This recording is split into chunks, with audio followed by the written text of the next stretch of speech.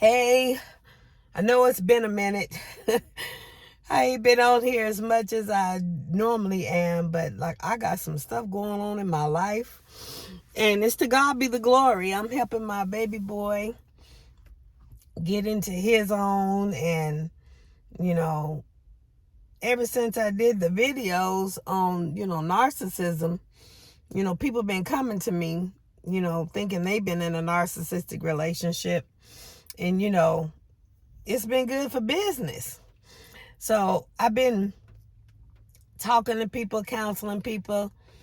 I just really haven't had time to come on here like I normally do.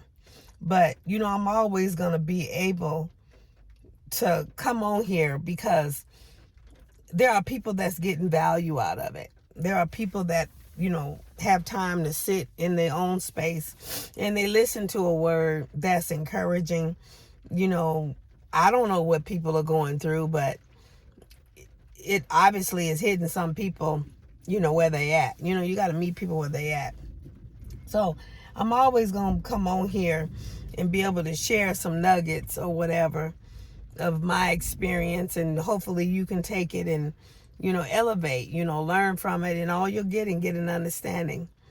So that's what we want to talk about today is any value. You got to, there's value. What do you value? Are you being valued? If you're not being valued, people mistreat you. In order to understand value, you got to know what you value. You got to understand your worth, who you are, what you bring to the table.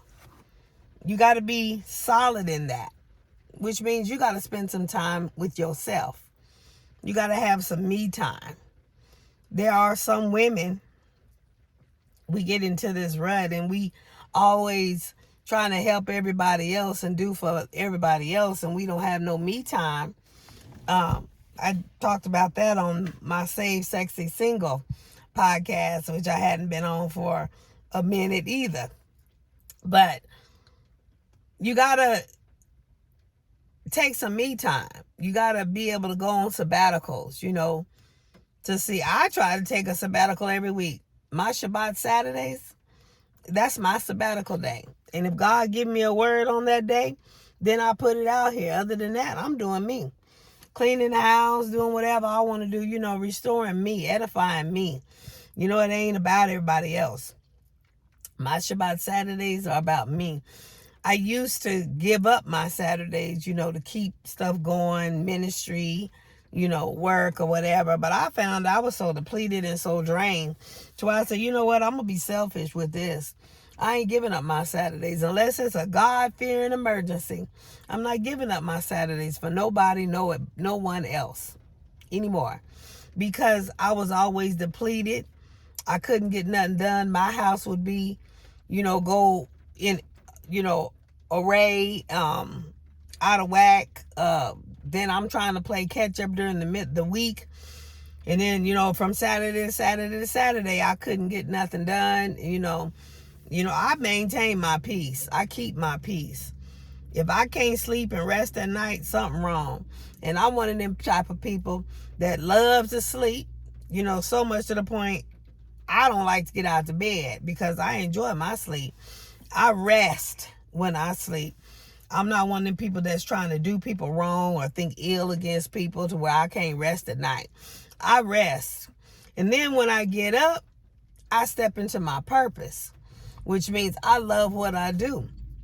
So it's a win-win situation for me. But I understand my value too.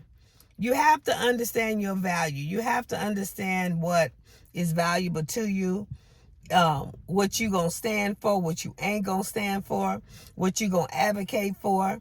You can't hang around people that don't have the same beliefs or the same activities, I want to say. You can't hang around people that don't agree the same way you agree. Now, yes, you can agree to disagree. That's maturity. But even in scripture, when Abraham and Lot, they grew, they got so much stuff to where when you agree to disagree, that means you go your way, I go mine, because I'm going to stand on my beliefs and you going to stand on your beliefs, and whoever's right is right, whoever's wrong is wrong. You ain't going to go, change my mind or change my way of thinking. So when you get to that perspective, then it's kind of saying there's no more that we can do. There's no more compromise or anything that we can attain. So you go your way, I go mine. And we keep our beliefs. We keep our dignity. If I can't persuade you to come on my side and believe what I believe, and you can't persuade me to go on your side and believe what you believe, then we are caught between two opinions. It's time for you to go your way and I to go mine. So you can't. Amos 3:3. How can two walk together unless they agree? So if I agree to disagree, that means God bless you. You do you, I'll do me. So in talking about value, you have to know what you value. You have to know, what you going to stand for. Because if you don't stand for something, they always say you fall for anything. And I'm not one of them type of people that's going to bend and fall for anything, because I've been through a lot in life. And I'm one of the type of people that learn my lessons. When I go through something, or even when it show up, Lord, what's the lesson? Tell me what you're trying to teach me. What I'm supposed to get out of this. And like I said the other day, the enemy comes to promote you. Behind that enemy is your blessing.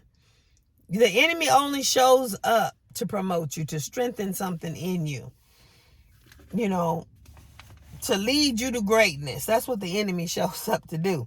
Because when you get past that, adversity, you're better for it.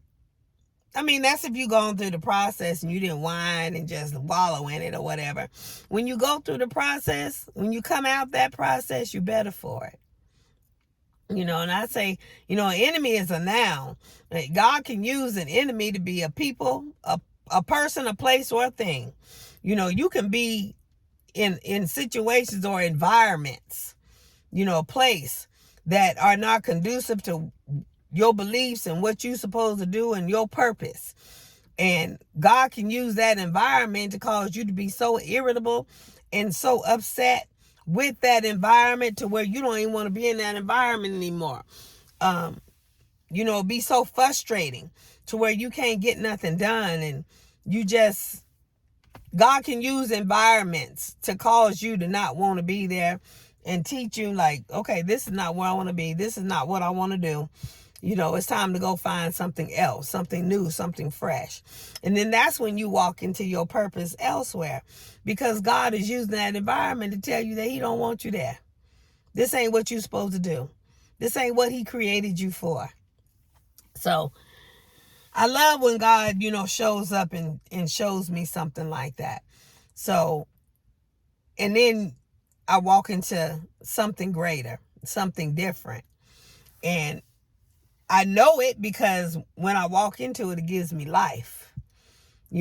I just feel free in that. Though there's no oppression and no bondage or whatever.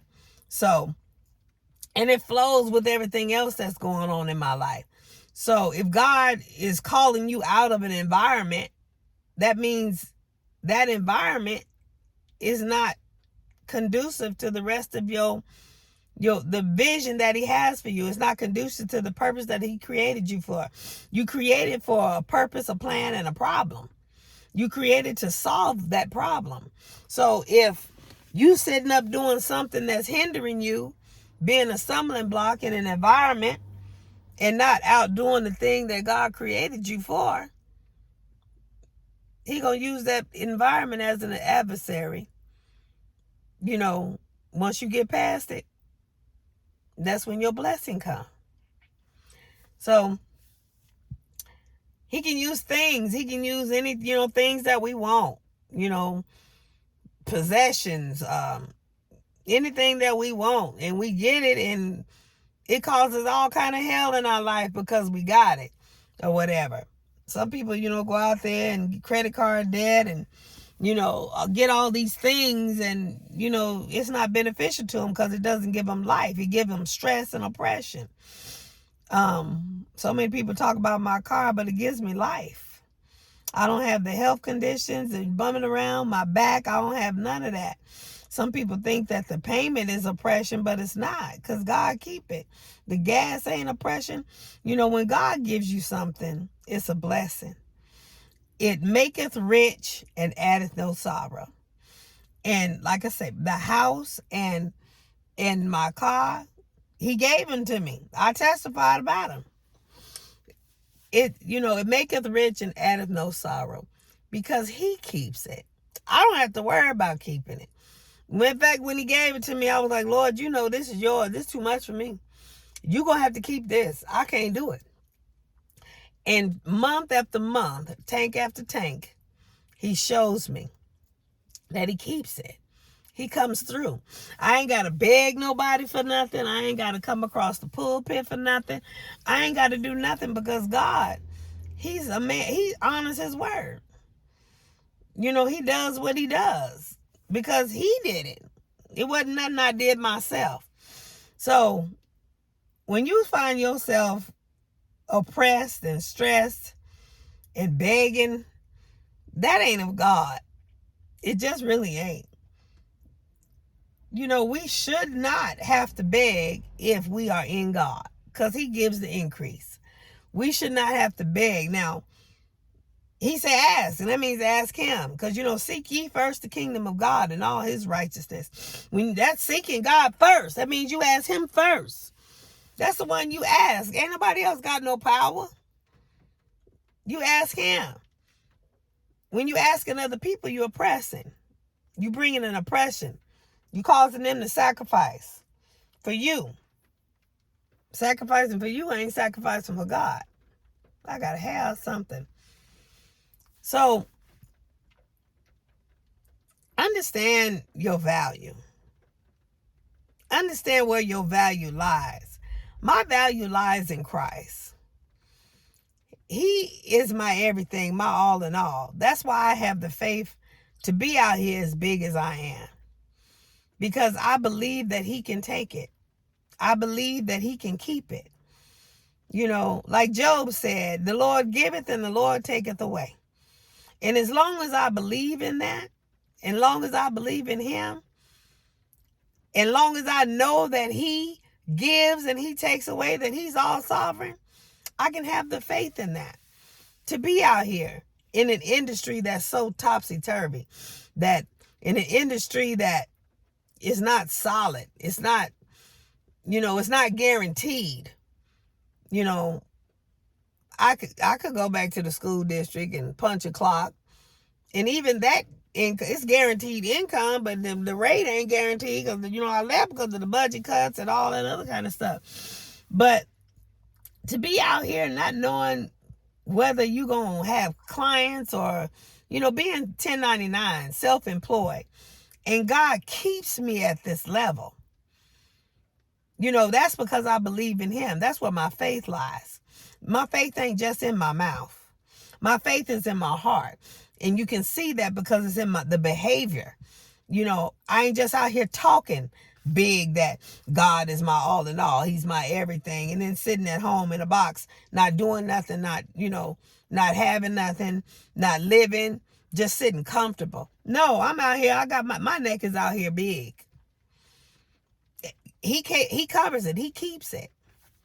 I was testifying the other day at Bible study how an individual, an adversary, came into my life trying to do a scam or whatever.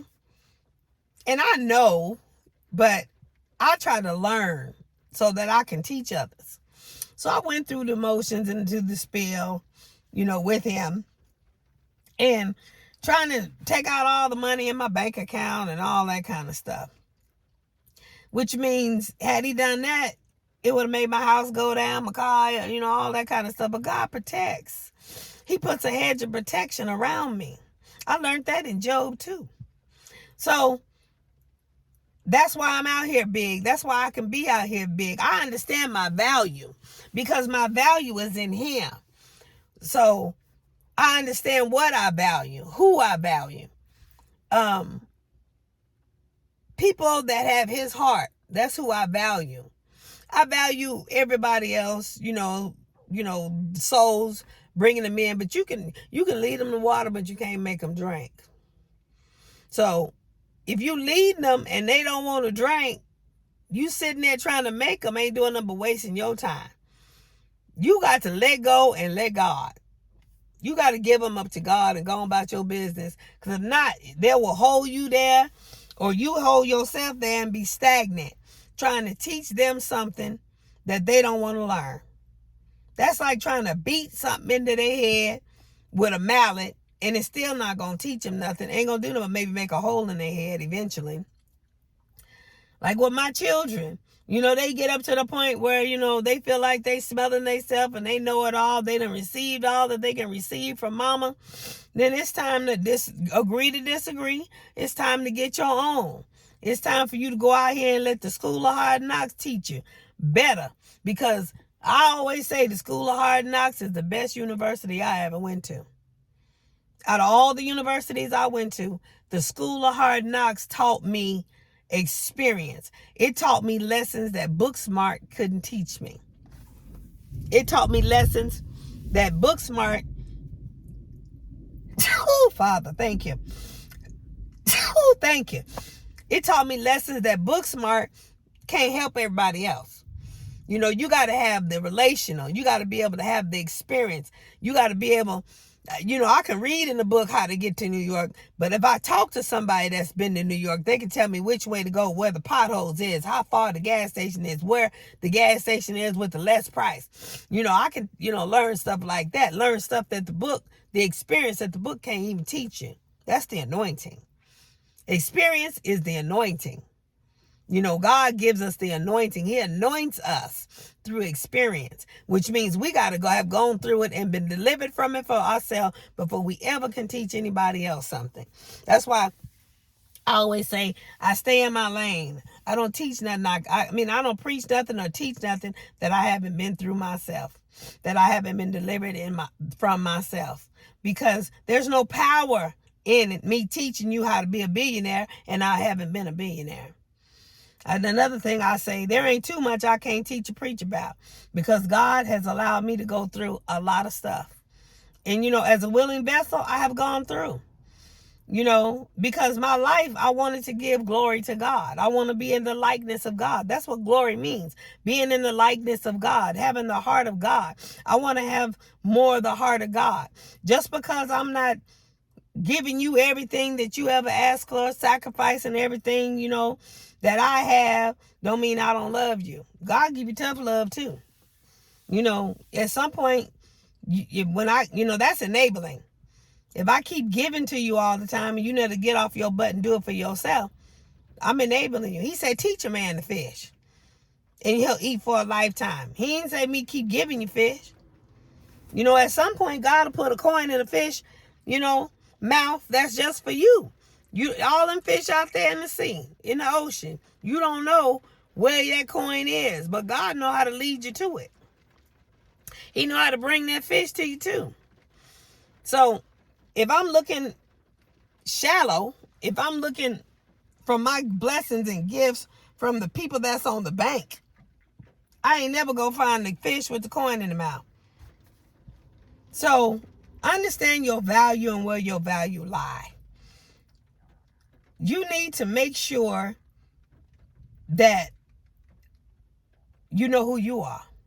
Spend time with yourself. Know who you are. Know what's in you. Know what should be in you. Everybody talk about the fruits of the Spirit. I have the fruits of the Spirit. It just don't look like everybody else. I'm not a doormat. I have patience. I put up with stuff a long time. And then when you get tired of putting up with it, you get tired of putting up with it. So, and when you sitting around people, that's the point I really want to get to. When you're sitting around people that do not understand your value, that do not see the value in you, you are always going to be disrespected and mistreated. That ain't on them. That's on you. Number one, for you not showing them the value that you bring to the table. Because, we can come in there and live a certain way or present a certain persona, and people, not even understand what we bring to the table. We can go in there and be quiet and not share, the education that we have or the things that we know how to do, the skill sets that we have, and people not know. They think you just dumb and stupid. You don't know nothing. So that's on us. If we don't let them know, what we can do, and if they see value in that, to where how they can be able to link up with you and use that for the glory of God and to build something that's for the greater for God. If you can't link with nobody, if you don't tell people your skill set, how they gonna know your value? How they gonna know the value that's in you that can use to build up the kingdom, or even build up the community, build up society? How you can link with them and it could be a greater purpose. So that's number one. Number two is they see your value and maybe they're intimidated, or they don't want no part of it. Or maybe they see your value and they use you for your value to build themselves up. And once they get up there, then they turn on you because they feel like they don't need you no more. And they do whatever they want to do. So at that point, if you stay around, that's on you. Take your value and go do something else, or go, be somewhere else where you're more appreciated, because you can't be beneficial and unappreciated, and an ungrateful,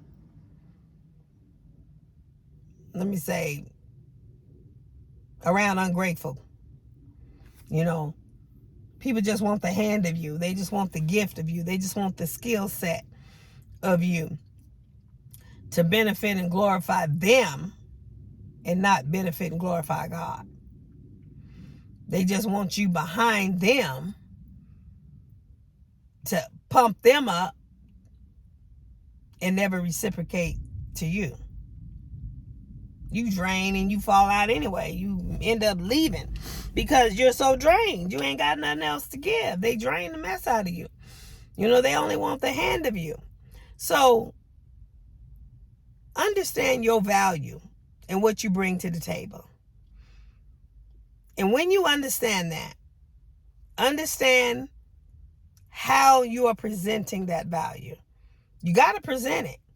You can't charge them for something that they don't know. So if you come in there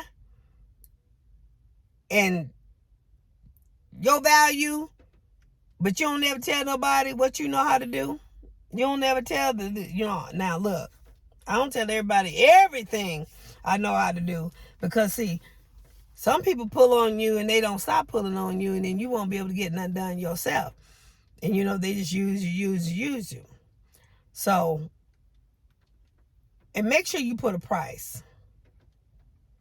It don't have to be necessarily money. Make sure that you're not just doing it just for free all the time. Because when you edify somebody, it don't have to take you down. It ought to be edification to you too.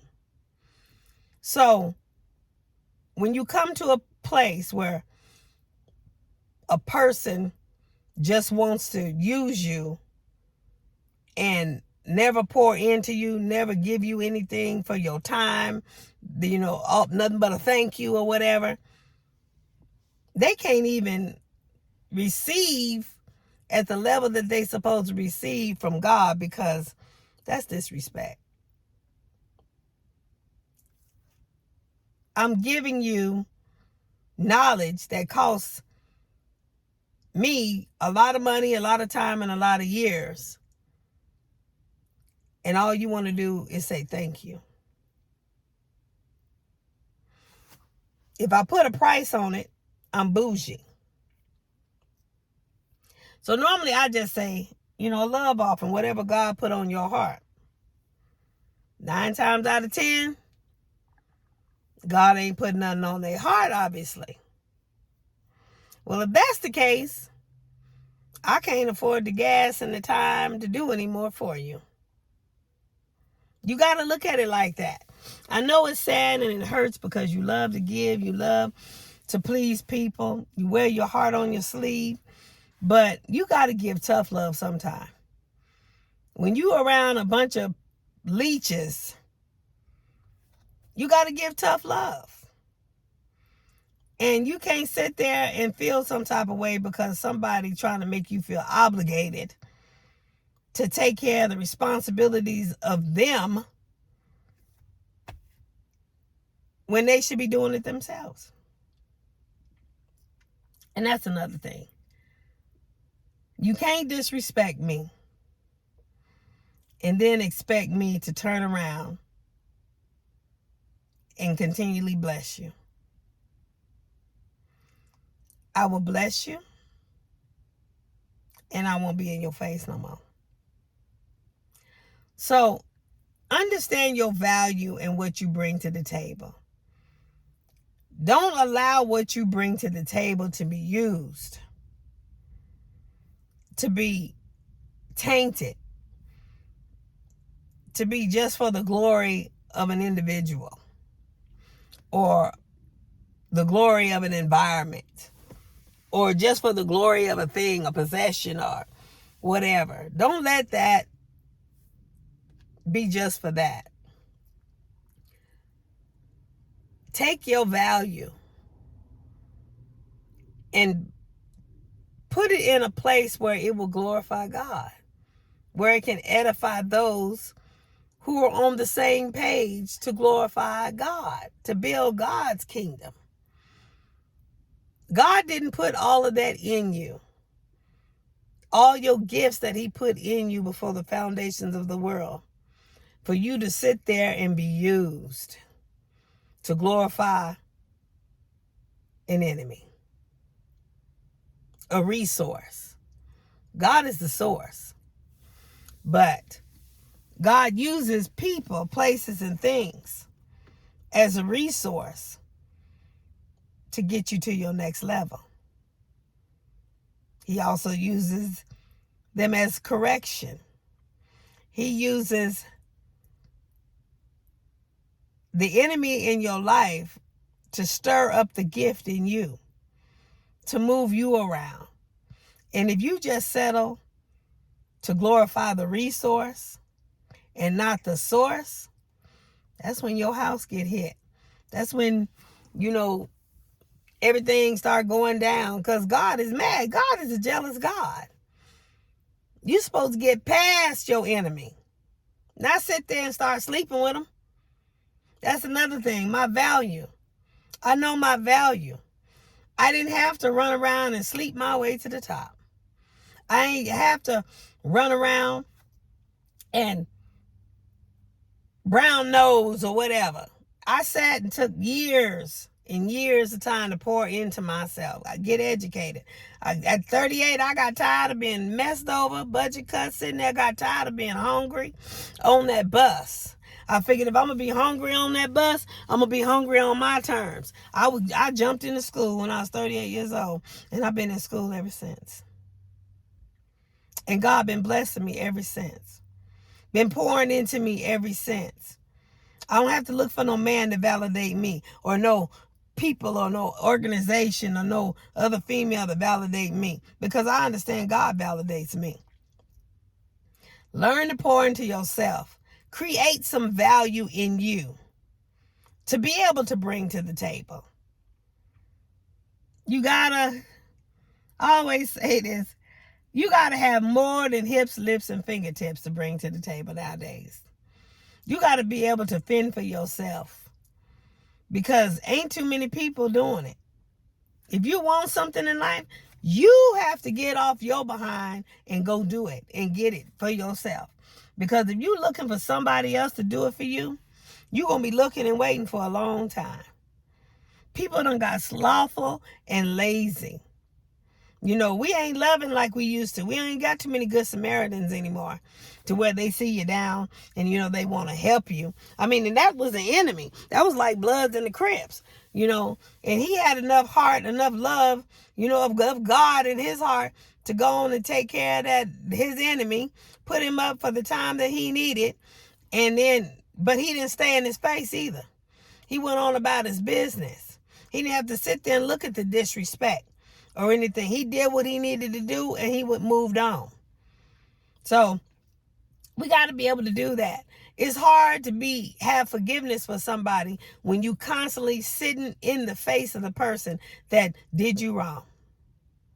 It's hard to be able to look at that individual that did you wrong and have forgiveness. Even in counseling, when we talk about getting off drugs and substance abuse, in order to be 30 years clean, I had to get out of the environment that I was sitting there smoking drugs in order to get to a place and get away from the people, places, and things that I was in order to be able to get a different concept, a different perspective, to be able to stay off drugs and stay clean. You cannot forgive and sit there and look in the face of your enemy. You can forgive and move on. Forgiveness comes with boundaries. The Good Samaritan forgave, took care of his enemy, and went on about his business. When people don't understand the value or they don't respect the value in you or of you, it ain't for you to sit there and forgive and try to get them to respect your value. That ain't your responsibility. It's your responsibility to take your value and go glorify God and let them sit in their mess. Let God deal with them. That's what your responsibility is. Not sit there and serve no man or serve no woman or serve no organization. If they disrespect you, if they don't receive you, the Bible says shake the dust and go on about your way. So understand your value and what you bring to the table. And those who receive you, they celebrate you. Those who just want to use you, they tolerate you. Until they've had enough, then they turn on you and do what they need to do. They have that takeover spirit. They don't need you no more. If they take over, they don't need you no more. They don't need you to push them to greatness. They don't need nothing. So, understand your value and what you bring to the table. If you don't know your own value and what you bring to the table, people going to constantly walk all over you. You're going to be a doormat. You can't be that. Not and be successful. You're always going to feel hurt because you're always going to find yourself trying to love and be accepted by people that will never see you as enough unless you're doing something for them, unless you're taking care of something for them. And they can never receive anything from you if they don't receive the value that you bring to the table. If they don't honor and respect you, they can't receive nothing from you other than only what you can give them, do for them. They can't receive nothing else. Because you can't receive and reject at the same time. You can't have contempt and be able to accept the content at the same time. It just don't work that way. So, we're at 35 minutes. I'm going to get off of here. I just want to talk about value. Understand your value. Understand your worth. What you bring to the table. And don't go to the left or to the right.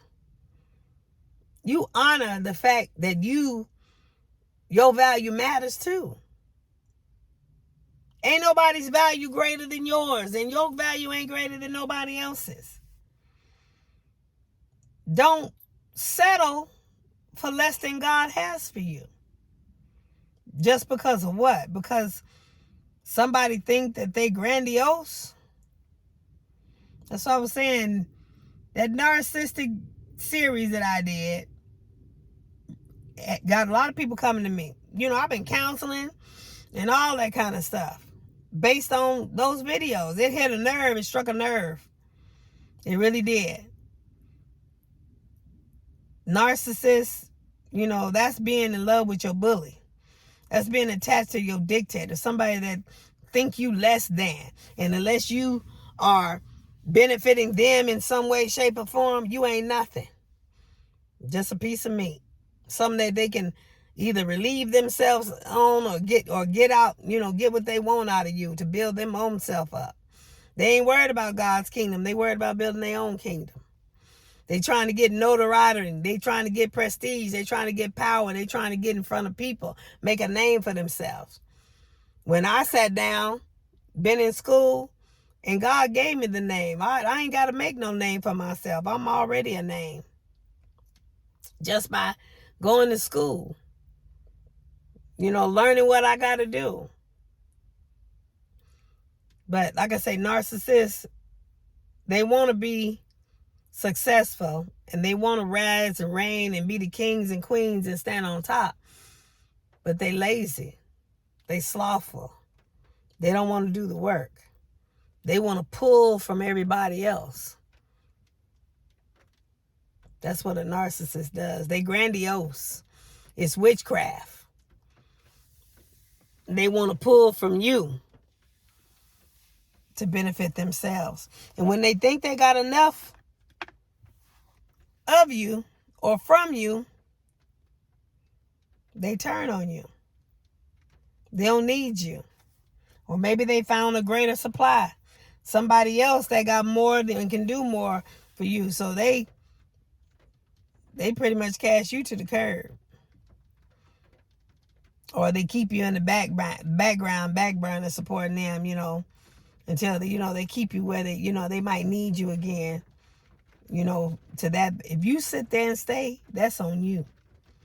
If you sit there and let your life be stagnant behind somebody else that comes in and takes something from you, you crazy.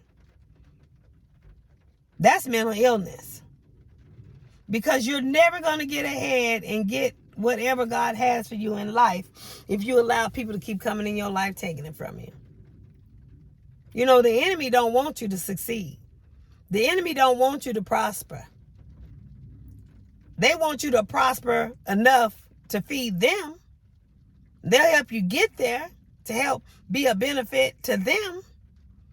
But they don't want you to prosper and it have nothing to do with them. Definitely, that's the crab that don't want you to get out the bucket before they do. So, understand your value. Understand what you bring to the table. And don't settle for less.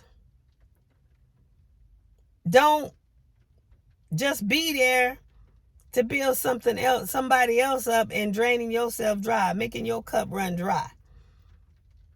If you pouring into them and they ain't pouring into you, they ain't giving reciprocity, you know, into you, it's a give and take situation. Well, actually, in God's, it's a give. I'm giving and they giving. If I'm giving and they ain't giving, they getting full and I'm getting drained, that don't make no sense. Understand your value. See, that's where we mess up. A lot of us don't understand our own value. We don't understand our own worth. We feel hopeless and worthless. We live in a state of depression. Like I was saying, women, are known to always go around helping everybody else, doing for everybody else, got to raise the kids, got to take care of the husband, got to do all these things, and they never have me time for themselves. I know some people, because I'm a counselor, I know some people that do it on a level to where they don't even have time to bathe themselves. Let that sink. Some people that just take a nap, roll out of bed in the same clothes. They never take time to undress and get in their night clothes because they don't have time to get up, and they know they're not going to have time to get up and get dressed, so they cut out as much time as they can to be able to be in position to help or do for others. Maybe get the kids off to school, get the lunch made for the husband, all that. Because, if the husband is a narcissist, he got a slave. He got somebody doing stuff. He or she got somebody doing, the spouse is doing for them, but they can't do for themselves. They can't even wash their own dish. They grandiose. They got servants. And that ain't how it's supposed to be. That ain't how God designed it. But you got individuals that don't have no time for themselves because their whole time is always having enough time to be in position to play their role in another person's life. They take a nap in their clothes and they get up and wear the same clothes all during the week until they get to the point where they can't stand the smell of themselves, or other people notice the smell of themselves.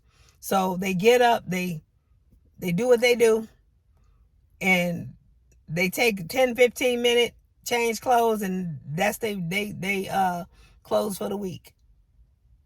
I'm trying to tell you, there are some things that people don't realize because they don't live it themselves. When you are a doormat, that's what it looks like. You don't even have time for yourself.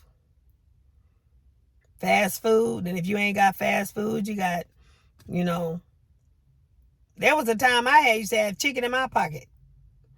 I learned that when I was doing housekeeping. A lady, I don't know, I pray she's still living, went through COVID, beautiful lady, happened to be a child of God, was my trainer to teach me how to do them beds. And 21 beds at that time. And I'm like, how in the world gonna do this in 8 hours? And you gotta have your stuff done or they fire you. So she was teaching me the tricks of how to do certain things and do it with morals and do it the right way. Because I was looking at another nation that was going in using shampoo, wiping the shower doors, and let's just say it looked clean, but it wasn't clean. To the point where, because I understand how they did what they did, I always take my cleaning supplies when I go stay in a room. And I clean the room myself. I'm just putting a nugget out there. So, how they would cut the corners and, to make things look clean. But that's because they felt like they didn't have time to actually clean the room. And true enough, you really don't. 21 room in 8 hours, you don't. But this beautiful lady, she taught me how to, take what I knew, how to clean, and how to scale the wall. Go from one, like make a start at one point and just scale the wall. Pick up stuff, take a trash can in your hand, do stuff, wipe, you got your rag in your pocket, you got your dust, do everything. Just scale the wall, let the bed be last. Anything that's dirty, you throw it on the bed or whatever, and do all of that and clean the room the way it's supposed to be clean. And with not taking lunch, that gave me 9 hours. Doing that, unless there was an extra messy room, I could do that. I could get done with the 21 rooms doing that for the most part, because every room wasn't a party and toe up. So she taught me that. But the point with not taking lunch is if, you don't have time to, make lunch or whatever, pack lunch, sack lunch or whatever, she always taught me to keep a piece of chicken in my pocket. That's where I learned that from, for everybody to know. My friend, she said, you always got chicken. I'm always stopping at 7-Eleven getting them chicken wings. I'm always got chicken somewhere. I be having chicken in the Cadillac. I'm always say, you must like chicken. I say, it's protein. It's good. It's always, a piece of chicken. It keeps you going. I got my coffee and chicken or whatever. I know I got a busy day. Make sure I got some chicken with me. Chicken sandwich, something, whatever. But always, that's why I learned that keep a chicken in your pocket. And I used to keep a chicken in my pocket, and I would do them rooms and get done right, maybe 10 minutes to spare. It's raining. It's beautiful to me. Like I say, I'm sitting in the car. I love it. I love the rain, the overcast. I love how it feels. How it makes the air feel when it ain't wet. When it stopped raining. But then I'm in the house by the time it starts raining again. But it just feels so cleansing. After it rains, everything is so bright, and it's like a refreshing. That's what my Saturdays are for me, a refreshing. That's why I shut my phone down. If you get me to answer the phone on a Saturday, you must be blessed. Because that's my time, my me time. Most people know to leave a message or text me. And if it's of importance, I will get back to you. But I don't give up my Saturdays no more. For nobody. Because I need my me time. And that saves me from taking people's head off the rest of the week. So, going back to what I was saying, I learned to keep a piece of chicken in my pocket. But there are people that live on a greater scale than that. They don't even change clothes. They take a hookah bath just to keep going. To be present in somebody else's life. To play a role in somebody else's life. Be it their spouse, their children, they work, they friends. But they never present in their own life. Understand your value. Don't let people use you. Don't let people mistreat you. Don't let people make you feel obligated to do for them what you don't have enough time to do for yourself. Know your value. Know your worth. Because you run around being an infidel like that, God is not pleased. And that ain't nothing but the enemy trying to distract you to keep you from the purpose that God has for you.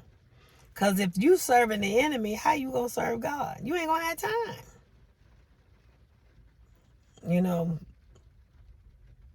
I got a few haters that don't like my YouTube channel. But I got a few more that subscribe, that love to hear what I have to say. And I noticed that some people come at me and, cause all kind of distractions and everything. And I'm not able to get on here like I normally was getting on here. So I'm going to have to start downsizing that. I'm going to have to put certain days I'm going to be on here to be able to speak into the lives of others. What it took me all these years in education to get, I'm able to put into maybe an hour of teaching on this YouTube channel in order to benefit and help somebody. It's giving back to my community. That's all it is giving back. So they trying to keep me from my YouTube channel, trying to shut me up on my YouTube channel. But I don't know what they're going to do when the book come out. When it's in black and white, what they going to do? Know your value. Know your worth. Don't let nobody stop you from the vision or the purpose that God has given you. If you don't honor yourself, ain't nobody else even obligated to honor you. You teach people how to treat you. If you don't respect yourself, ain't nobody else gonna respect you.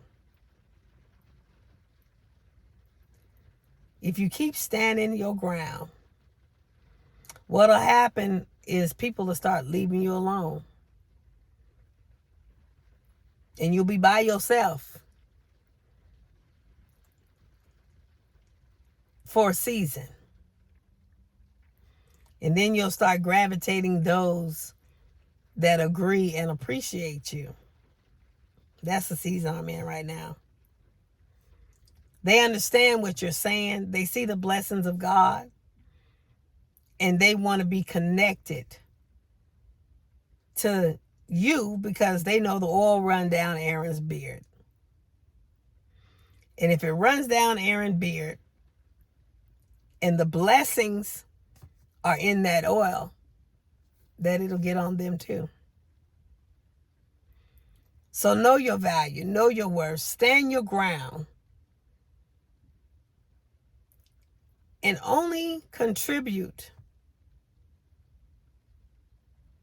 around those who want the contribution. They value you, not just what you can do for them. You know, those who are seeking a spouse. I think I said this on that podcast too.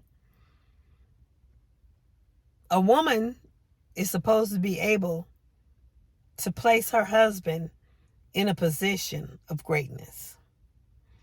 She's supposed to be able to push him forward. Like the woman in the married Diary of a Mad Black Woman. She was able to help him do everything. He got big, successful. And then I guess he got bored or whatever. Saw something else lighter than him that he wanted and turned on his wife.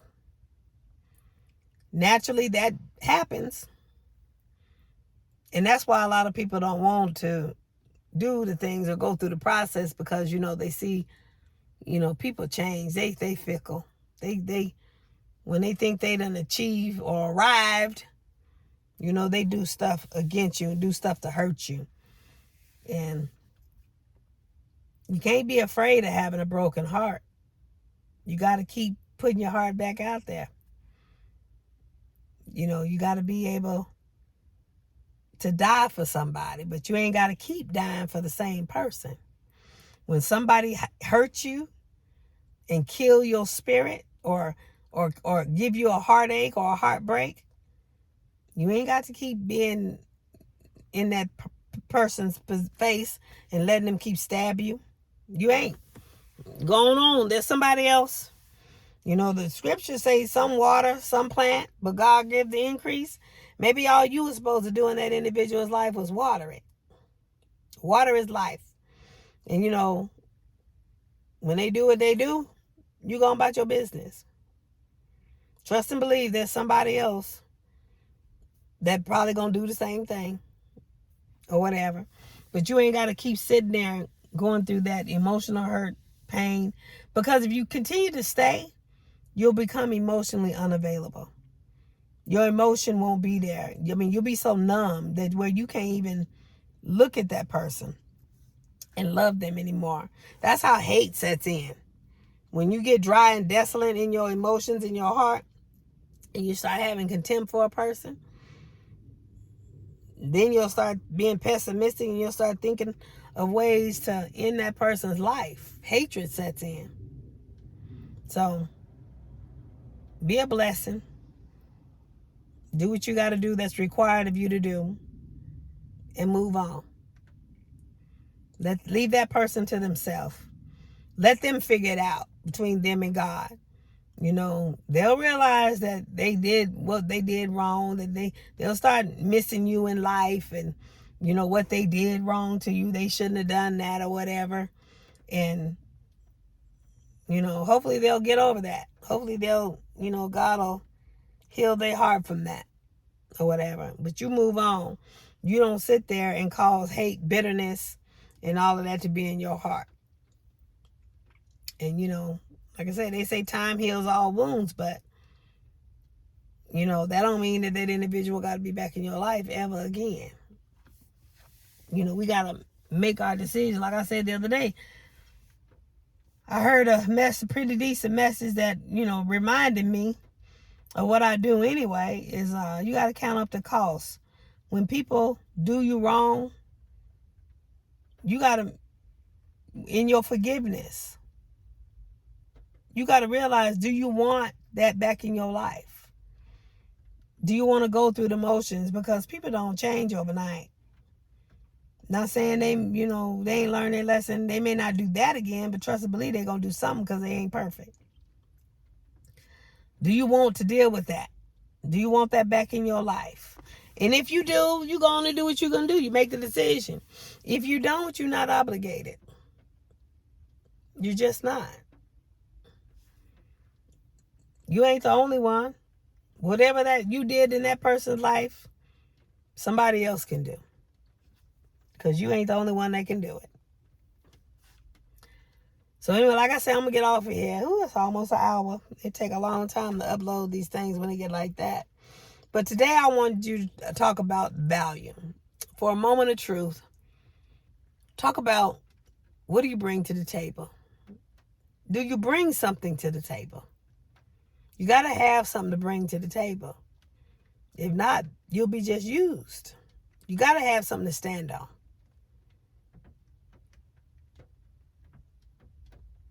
Honor yourself.